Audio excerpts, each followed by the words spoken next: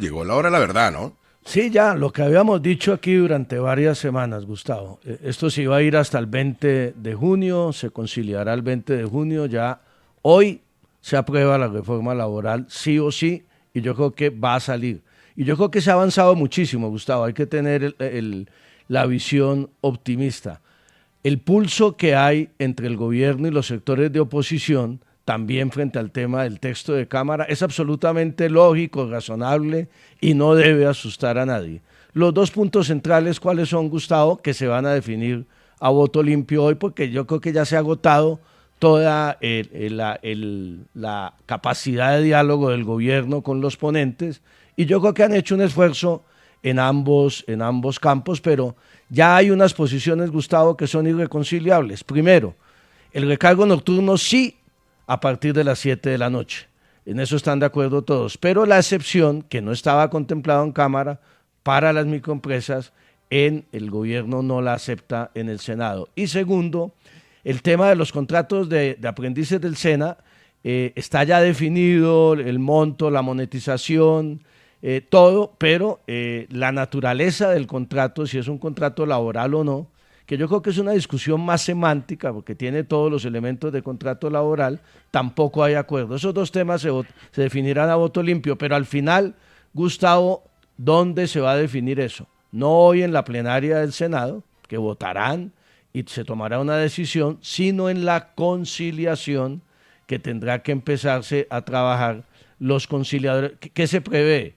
Hoy se aprueba finalmente la reforma, mesas directivas de Senado y Cámara nombran conciliadores, mañana deberán trabajar los conciliadores todo el día para llevar a plenarias de Senado y Cámara durante jueves y viernes la votación de esa conciliación. Y de esa conciliación es que va a depender finalmente la suerte de la reforma laboral y de estos dos puntos. Hola, doctor Cristo, que no haya intransigencia y que no, por un punto de honor, terminemos hundiendo una reforma laboral que el país está esperando hace mucho tiempo. Desde el gobierno Santos empezaba a hablar de la necesidad de cambiar el régimen laboral en el país, de darle unas garantías a los trabajadores. Se ha logrado avanzar casi en el 98% del texto. Yo veo con algo de pesimismo algunos congresistas diciendo el gobierno hasta último momento, por lo último que hace falta acordar, nos puede dar un portazo. Y sería muy grave quitarles oportunidad a los trabajadores de tener una reforma laboral por una intransigencia de último minuto. En el minuto 90 en la puerta del horno se puede quemar el pan. Yo lo veo a usted muy optimista, pero también veo gente muy preocupada por lo que pueda hacer el presidente Petro y decir, esa reforma a mí no me gusta, sabiendo el daño que le puede generar a los trabajadores. Yo creo que es un pulso natural,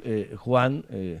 No le quedaría bien a la bancada del Pacto Histórico a última hora hundir precisamente una reforma laboral que tiene muchos avances para los trabajadores del país. Obviamente se está aspirando al máximo, la conciliación será fundamental, incluso más que la votación de hoy. La votación pues va a ser muy apretada en si hay excepciones o no para el recargo nocturno, si el contrato de aprendizaje, pero la mayoría de la reforma ya está aprobada y es un avance para los trabajadores del país. Luego yo creo que el 20 tendremos reforma laboral. Ahora, tenemos esos mundos paralelos, ¿no? La laboral y la consulta. Y en medio de la controversia jurídica sobre la consulta que está confrontando al ministro de Justicia y a todos los juristas serios de este país, una sola hojita se podría convertir en el elemento fundamental que determinaría la postura de la registraduría en este debate. ¿Cuál es esa hojita, Hernando? ¿Qué dice?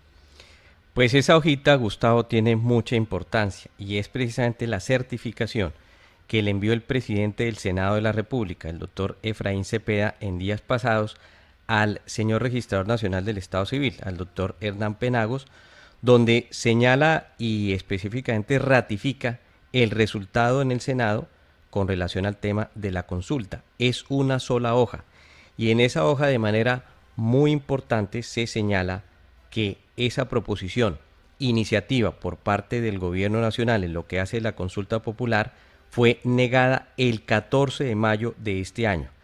Y por ello consta específicamente el resultado de 49 votos por el no y 47 votos por el sí, tal y como consta en esa certificación. Esa sola hoja daría específicamente para que el registrador nacional no tenga que anticipar, adelantar gestión alguna logística con relación a ese tema, porque quien obviamente debe certificar que ello no fue así tal y como alega el gobierno, pues es a quien le consta y quien es el notario de las actuaciones, notario de manera muy importante, porque eso es una función muy relevante de las actuaciones del Senado, que es el presidente y su secretario general.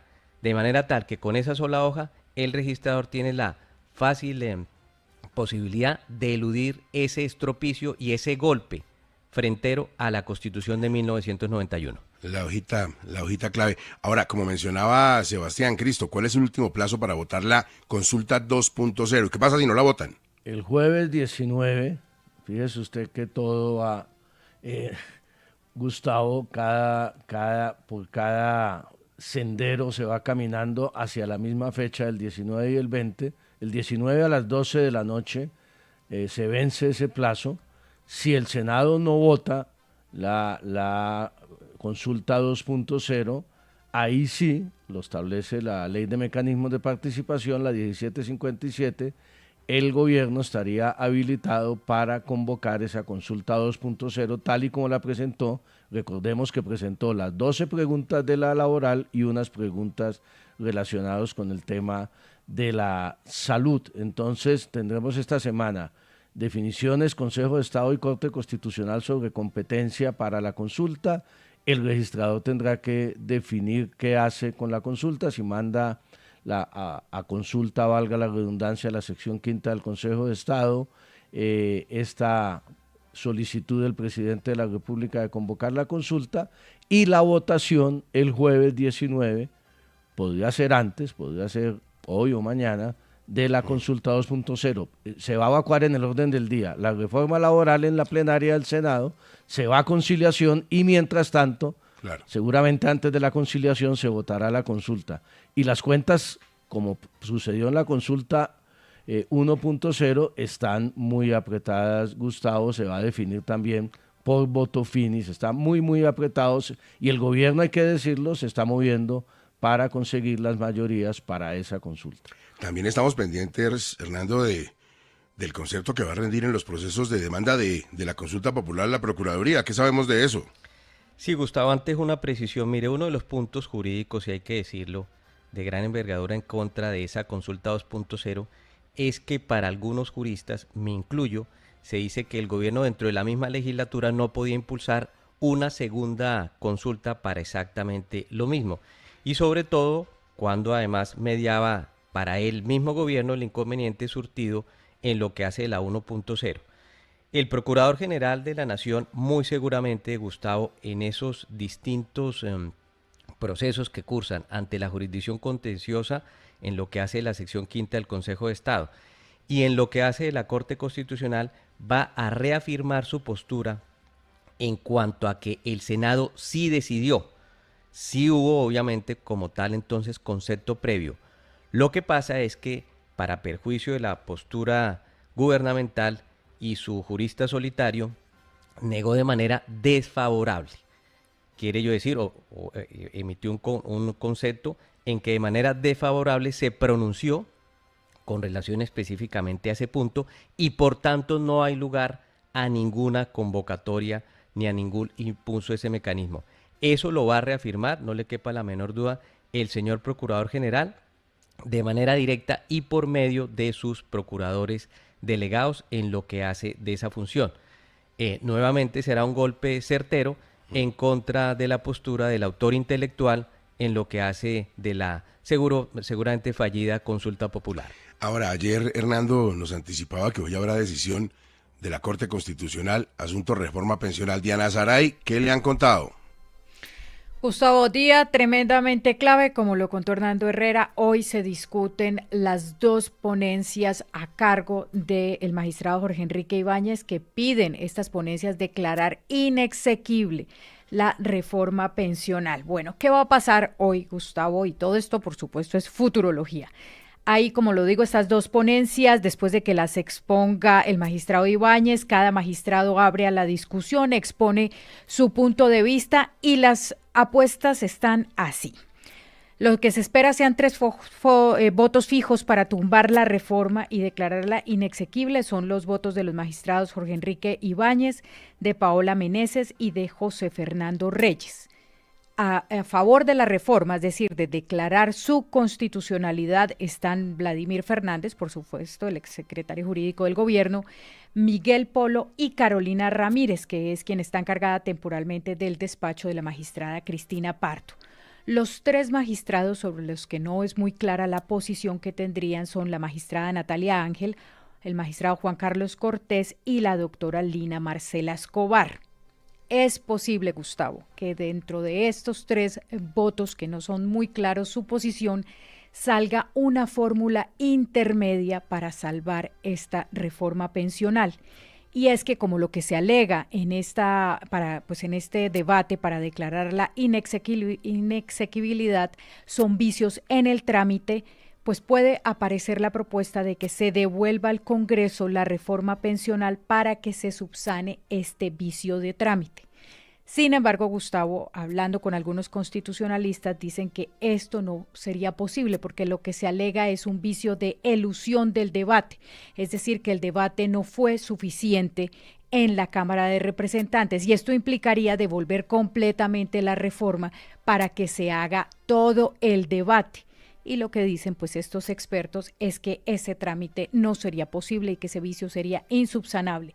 Sin embargo, Gustavo, el ánimo dentro de la Corte Constitucional es de declarar la constitucionalidad de esta reforma porque usted imagínese también qué pasaría con el gobierno si hoy la Corte Constitucional le tumba esa reforma pensional que es la que más avances tuvo y que entra en vigencia el próximo 1 de julio. Bueno, además de esos análisis que me parecen muy valiosos, pues a mí me dicen que la Corte sí podría irse por ese camino que usted plantea como tan difícil de la inexequibilidad subsanable. En ese caso, a pesar de lo que dicen algunos académicos, Cristo, la reforma volvería al Congreso y por tiempos uno pensaría que sería posible tramitarla entre el 25 y el 26.